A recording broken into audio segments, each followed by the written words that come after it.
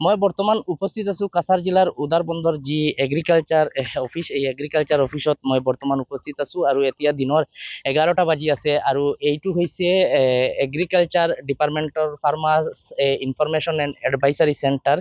এই কাৰ্যালয়খন এতিয়া দিনৰ 11টা বাজি আছে যদিও এতিয়ালৈকে এজনো ষ্টাফ ইয়াতে উপস্থিত হোৱা নাই। আমি উপস্থিত হোৱাৰ কিছু সময় পাছত এজন কৰ্মচাৰী ইয়াতে আহি উপস্থিত হৈছে আৰু দিনৰ 11টা বজাত তেওঁ আহি এই কাৰ্যালয়টোৰ তলা খুলি তেওঁ ভিতৰত প্ৰৱেশ কৰিছে আৰু এইদৰে জানিব পৰা মতে ইয়াতে 7জনৰ পৰা 8জন কৰ্মচাৰী আছে, কিন্তু তেওঁলোক এইদৰে প্ৰতিদিনেই তেওঁলোকে এইদৰে কৰ্তব্যত গাফিলতি দি তেওঁলোক কাৰ্যালয়ত উপস্থিত নহয়। দিনৰ 12টা বা 1টা বজাত তেওঁলোক উপস্থিত হয় আৰু এই ভিতৰৰ দৃশ্য আপোনালোকে দেখি আছে যে এইদৰে চকীসমূহ খালী হৈ আছে আৰু এজন ষ্টাফ 11টা বজাত উপস্থিত হৈছে। 11টা বজাত উপস্থিত হৈ তেওঁ এই কাৰ্যালয়টোৰ তলা খুলিছে আৰু ইয়াতে সন্মুখত মই টাইম দেখুৱাৰ চেষ্টা কৰিম। ইয়াতে আপোনালোকে দেখি আছে যে এতিয়া বৰ্তমান দিনৰ 11টা বাজি আছে আৰু 11টা বজাৰ পাছতো দেখা গৈছে যে এই কাৰ্যালয়টোৰ মাত্ৰ এজন কৰ্মচাৰী তেওঁ উপস্থিত হৈছে। 11টা বজাত উপস্থিত হৈ এই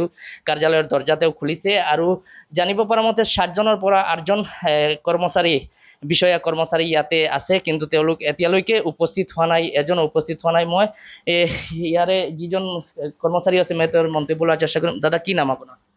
মোৰ নাম বিকাশ হাজৰিকা।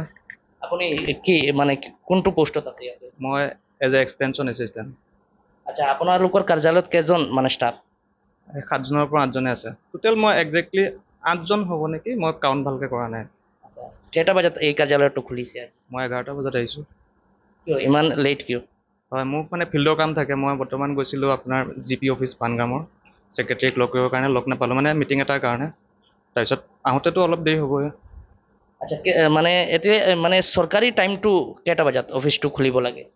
না, আমাৰ এতিয়া তেনেকৈ অফিচত কাম মানে নাথাকে। চৰকাৰী টাইমটো আমি সুধিছোঁ, চৰকাৰী টাইমটো ধৰি লওক কোনোবা অফিচৰ কোৱা মতে 10:30, বেলেগ আমাক কোৱা মতে ধৰি লওক 9:30। আপোনাৰ এইটো 9:30 খুলিব লাগে। আমি এতিয়া ধৰি লওক সেইটোৱে আমাৰ প্ৰপাৰলি তেনেকৈ আমি এতিয়া ধৰি লওক ফিল্ডতে মেইনলি কাম থাকে, ফিল্ডত যাবলগীয়া হয়। একচুৱেলি আমি ইয়াত অহা তেনেকুৱা কোনো কাম নাথাকে, কিন্তু আমি কিছুমান ফাৰ্মাৰক লগ কৰিবৰ কাৰণে বা আমাৰ যদি ফিল্ডত কাম নাথাকে তেতিয়া আমি ইয়াত মানে থাকোঁ আৰু। আচ্ছা, এই বাদবাকী যিবিলাক কৰ্মচাৰী আছে তেওঁলোক কিয় উপস্থিত হোৱা নাই? তেনেকুৱা কাৰোবাৰ ক'ৰবাত এতিয়া কুম্ভাত মিটিং হোৱাৰ কথা আছিলে, যদি হৈছে চাগে গৈছে, মই ভালকৈ গম নাপাওঁ। তেনেকুৱা ধৰণৰ কাম থাকে ফিল্ডৰ, বিশেষকৈ ফিল্ডৰ ডিউটি থাকে বা কেতিয়াবা ধৰি লওক হেড অফিচত কাম থাকে। তেতিয়া আহোঁতে ধৰি লওক অকণমান দেৰি হয়, কিছুমান পেপাৰ ৱৰ্ক থাকে ন হেড অফিচত। আমাৰ ওচৰত অভিযোগ আছে যে প্ৰতিদিনেই এইদৰে কাৰ্যালয়খন চলি আছে।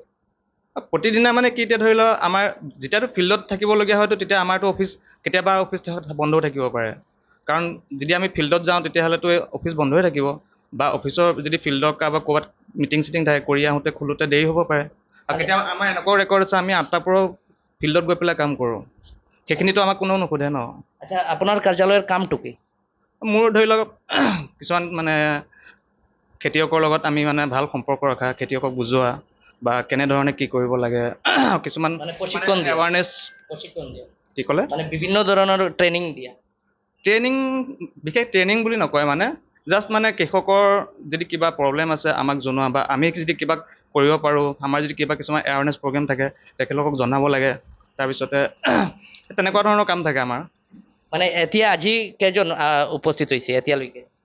বৰ্তমান মই আছোঁ অকলে? হয়। আৰু বাকী এজন অহা নাই? বাকী এতিয়া অফিচত অহা নাই। হয় হয়, নিশ্চয়কৈ এইদৰে এই চৰকাৰী কাৰ্যালয়সমূহ চলি আছে আৰু তেওঁলোকক সুধিলে তেওঁলোকে বিভিন্ন অজুহাত দেখাই থাকে আৰু এইদৰে ৰাজ্যৰ বিভিন্ন চৰকাৰী কাৰ্যালয়সমূহ চলি আছে। আমি ধাৰাবাহিকভাৱে NKTV এই দৃশ্য দেখাই আছোঁ আৰু মুখ্যমন্ত্ৰী ডক্টৰ হিমন্ত বিশ্ব শৰ্মাই ৰাজ্যৰ যিসমূহ চৰকাৰী কাৰ্যালয় আছে, চৰকাৰী কাৰ্যালয়ৰ কৰ্মসংস্কৃতি পৰিৱৰ্তন কৰাৰ বাবে তেওঁ অহৰহ চেষ্টা চলাই গৈছে, কিন্তু একাংশ দুৰ্নীতিগ্ৰস্ত বা কৰ্তব্যত গাফিলতি দিয়া কৰ্মচাৰীৰ বাবে তেওঁৰ আশা পূৰণ হোৱা নাই। কিন্তু এইদৰে দেখা গৈছে যে ৰাজ্যৰ বিভিন্ন চৰকাৰী কাৰ্যালয় এইদৰে দেখা গৈছে দিনৰ 11টা বজাৰ পাছতো এজনো কৰ্মচাৰী উপস্থিত হোৱা নাই। আৰু মই বৰ্তমান যিটো কাৰ্যালয়ত আছোঁ, এই কাৰ্যালয়টো হৈছে কাছাৰ কাছাৰ জিলাৰ উদাৰবন্দৰ যি এগ্ৰিকালচাৰ অফিচ, এই এগ্ৰিকালচাৰ অফিচত মই উপস্থিত হৈছোঁ আৰু উপস্থিত হোৱাৰ 11টা বজাৰ পাছতো দেখা গৈছে এজনো কৰ্মচাৰী, প্ৰায় 8জন কৰ্মচাৰী ইয়াতে আছে, কিন্তু এজনো কৰ্মচাৰী